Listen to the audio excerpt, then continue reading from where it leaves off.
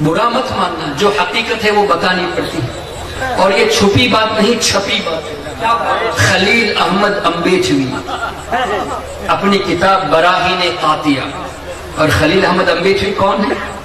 جو اپنے آپ کو دیوبندی کہتے ہیں ان کا لیڈر ہے۔ کیا آپ اپنے آپ کو دیوبندی کہتے ہیں؟ جو اپنے آپ کو دیوبندی کہتے ہیں نا ان کا لیڈر ہے خلیل احمد امبیچوی۔ اب میں آپ سے ایک بات پوچھنا چاہتا ہوں، لوگ کہتے ہیں کہ آپ ان کے خلاف کیوں بولتے ہیں، ان کے خلاف کیوں بولتے ہیں؟ ہم کہتے ہیں کہ ٹھیک ہے، ہم خلاف بولنا چھوڑ دیں گے، ایک کنڈیشن ہے۔ دیوبندیت شروع کب ہوئی؟ 150 سال پہلے۔ بانی کون ہے؟ قاسم نانوتوی۔ تبلیغی جماعت کب شروع ہوئی؟ 150 سال پہلے۔ بانی کب ہے؟ مولوی الیاس کاندھلی۔ جماعت اسلامی کا بانی کون ہے؟ ابو لالا مودودی۔ قادیانی کا بانی کون ہے؟ مرزا غلام احمد قادیانی۔ کوئی برا نہ مانے، اس لیے کہ میرے بیان سننے کے لیے کچھ لوگ چپکے سے بھی آتے ہیں، اور ہم تو کہتے ہیں کہ چپکے مت رہیے، سامنے آئیے، ٹیبل ڈسکشن کریں۔ ہم انشاءاللہ تمہاری کتابوں سے ہمیں حق ثابت کریں گے، اور تمہاری کتابوں سے تمہیں غلط بھی ثابت کریں گے انشاءاللہ۔ نعرہ تکبیر، نعرہ رسالت۔ تو کنڈیشن ہماری کیا ہے؟ فاؤنڈیشن تم نے شروع کی۔ جماعت اسلامی کا بانی موجود ہے، ابو لالا مودودی۔ قادیانی کا بانی ہے مرزا غلام احمد قادیانی۔ تبلیغی جماعت کا بھی بانی ہے مولوی الیاس کاندھلوی، اور دیوبندیت کا بھی بانی ہے قاسم نانوتوی۔ سنیوں کا بانی کون؟ محمد رسول اللہ صلی اللہ علیہ وسلم۔ تو تم نے نئے فاؤنڈیشن شروع کیے، نئے اختلاف تم نے شروع کیا، ہم نے تو نہیں کیا۔ تمہیں نے نئے فاؤنڈیشن قائم کیے، نئی جماعتیں قائم کی۔ ارے اس فاؤنڈیشن میں آ جاؤ جس کا فاؤنڈر اللہ کے حبیب صلی اللہ علیہ وسلم ہے، میٹر کلیئر ہو جائے گا۔ اور تم کہو گے کہ نہیں تمہارا فاؤنڈر غوث اعظم ہے، غریب نواز ہے، اعلیٰ حضرت ہے۔ نہیں، غوث اعظم ہمارے فاؤنڈر نہیں، گائیڈ ہے۔ خواجہ غریب نواز ہمارے فاؤنڈر نہیں، ہمارے گائیڈ ہے۔ امام اعظم، امام شافعی، امام مالک، امام احمد فاؤنڈر نہیں ہے، گائیڈ ہے۔ اعلیٰ حضرت بھی ہمارے گائیڈ ہیں، تمام بزرگان دین ہمارے گائیڈ ہیں۔ فاؤنڈر تو صرف اور صرف محمد الرسول اللہ صلی اللہ علیہ وسلم ہے۔ تو فاؤنڈیشن تو تم نے شروع کی۔ اب تم کہتے ہو کہ برا بلا مت کو، نہیں کہیں گے، توبہ کر کے سنی بن جاؤ، بات ختم۔ دیوبندیت سے توبہ کر لو، ختم بات۔ تبلیغی جماعت سے توبہ کر لو، بات ختم۔ جماعت اسلامی سے توبہ کر لو، بات ختم۔ اہل حدیث سے توبہ کر لو، غیر مقلدیت سے توبہ کر لو، بات ختم۔ آؤ اس جماعت میں جہاں تمہیں غوث اعظم بھی ملیں گے، غریب نواز بھی ملیں گے، داتا گنج بخش بھی ملیں گے، اور ہمارا دعویٰ ہے کوئی لولا لنگڑا ولی بھی تمہاری جماعت میں نہیں دکھا سکتا۔ کوئی لولا لنگڑا ولی بھی نہیں دکھا سکتے۔ ہوگا کیسے؟ ولی تو وہ ہوگا جو حضور علیہ السلام کو اللہ کی عطا سے عالم غیب مانے، غیب کا علم جاننے والا مانے۔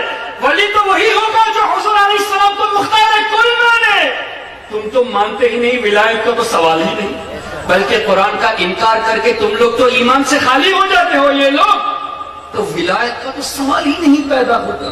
تو دیوبندیوں کا لیڈر خلیل احمد امبیچوی نے اپنی کتاب براہین قاطعہ میں لکھا کہ حضور علیہ السلام کے علم سے زیادہ شیطان کا علم ہے۔ اب مجھے بتائیے، کیا آپ یہ بات ڈائجسٹ کر سکتے ہیں؟ باقاعدہ لکھا ہے شیطان کا علم نبی سے زیادہ ہے، اور نبی کا علم ثابت کرو گے تو تم مشرک ہو جاؤ گے۔ شرک میں تو تقسیم نہیں ہے، شرک کا مطلب اللہ کے ساتھ کسی کو شریک ٹھہرانا۔ اب تم کہتے ہو کہ شیطان کا علم قرآن سے ثابت ہے، نبی کا علم قرآن سے ثابت نہیں، اور ثابت کرنے جاؤ گے نبی کا علم قرآن سے تو تم مشرک ہو جاؤ گے۔ اس کا مطلب شیطان کو تم نے اللہ کے برابر کر دیا، تبھی تو شرک کہتے ہو نبی کے علم کو ثابت کرو۔ یہ کہتے ہیں کہ نبی کے علم کو ثابت کرو گے تو حرام کاری ہوئی، حرام ہوگا، وہ ایک الگ بات ہو جائے گی، بحث کر سکتے ہیں، لیکن اس نے یہ لکھا کہ نبی کے علم کو ثابت کرو گے تو مشرک ہو جاؤ گے۔ یہ شرک نہیں تو ایمان کا کون سا حصہ ہے؟ یہ جملہ ہے، یہ شرک نہیں تو ایمان کا کون سا حصہ ہے؟ تو ہم پوچھتے ہیں اگر نبی کے علم کو قرآن سے ثابت کرو یہ اللہ کے ساتھ برابری ہے، شیطان کے علم کو قرآن سے ثابت کرو تو اللہ کے ساتھ برابری نہیں۔ What is this؟ اس کا مطلب تم شیطان اور اللہ کو برابر مانتے ہو، یہ ہے ان کی جہالت۔ اب مجھے بتائیے کوئی عالم، کوئی لیڈر اپنی کتاب پہ یہ لکھے شیطان کا علم نبی سے زیادہ، اور نبی کے علم کو ثابت کرنے جاؤ قرآن سے تو ایمان سے خالی ہو جاؤ گے، کیا یہ قرآن کے خلاف نہیں ہے؟ کیا یہ حدیث کے خلاف نہیں ہے؟ کیا یہ صحابہ کرام کے خلاف نہیں ہے؟ ان کے عقائد کے بالکل خلاف۔ ہم نے تو اولیاء کرام کے علوم کو ثابت کر دیا، اللہ کے ولیوں کا علم اور صحابہ کا علم ہم نے ثابت کر دیا، اور تم کہتے ہو کہ نبی کا علم سے زیادہ شیطان کا علم ہے۔ دس از ٹوٹلی رانگ۔ پھر یہ کہنا کہ نہیں اللہ نے نبی کو غیب کا علم نہیں دیا، قرآن کریم کی آیتوں کو مسکوٹ کیوں کرتے ہو؟ اللہ کی جو منشا ہے وہ بیان کرو نا، تم اپنی مرضی سے تفسیر کیوں بیان کرتے ہو؟ تو یہ خلیل احمد امبیٹوی نے اپنی کتاب میں لکھا۔ دوسری بات کیا لکھی کہ نبی کریم صلی اللہ علیہ وسلم کو تم اگر اپنے جیسا بشر اپنا بڑا بھائی نہیں کہتے تو تم قرآن کے خلاف، اگر نبی کو تم اپنا بڑا بھائی کہتے ہو تب تم قرآن کے موافق۔ اللہ، نبی کے بارے میں تم یہ کہو کہ وہ ہمارے بڑے بھائی ہیں تب تو تم صحیح ہو، قرآن پہ عامل ہو۔ اگر یہ بات نہیں کہتے کہ نبی ہمارے بڑے بھائی ہیں تو تم قرآن کے اور حدیث کے خلاف ہو۔ کیا آپ اس بات کو قبول کریں گے؟ ہمارے آقا کے تعلق سے یہ کہنا کہ ہمارے بڑے بھائی، اللہ اکبر۔ اور یہی بات اسماعیل دہلوی نے بھی لکھی تقویت الایمان میں کہ جو جتنا بڑا ہے اتنا ہی بڑا بھائی ہے وہ ہمارا، اور نبی کی تعظیم ایسے کرو جیسے گاؤں کے چودھری کی کرتے ہو۔ نبی کی تعظیم ایسے کرو جیسے بڑے بھائی کی تعظیم کرتے ہو۔ How can you expect this? آپ کیسے اس بات کو قبول کر سکتے کہ اللہ کے وہ حبیب جن کے سبب اللہ تعالیٰ نے پوری کائنات کی تخلیق فرمائی، جن کے سبب انشاءاللہ ہم سب کی شفاعت ہوگی، جن کے سبب انشاءاللہ ہم جنت میں داخل ہوں گے، انہی کے تعلق سے یہ کہنا کہ بڑے بھائی کی طرح تعظیم کرو، گاؤں کے چودھری کہو، اور یہ بھی لکھو وہ تو ایک پوسٹ مین کی طرح تھے، میسج دیے چلے گئے۔ اللہ، can you accept this my dear friends? یہی فرق ہے بنیادی۔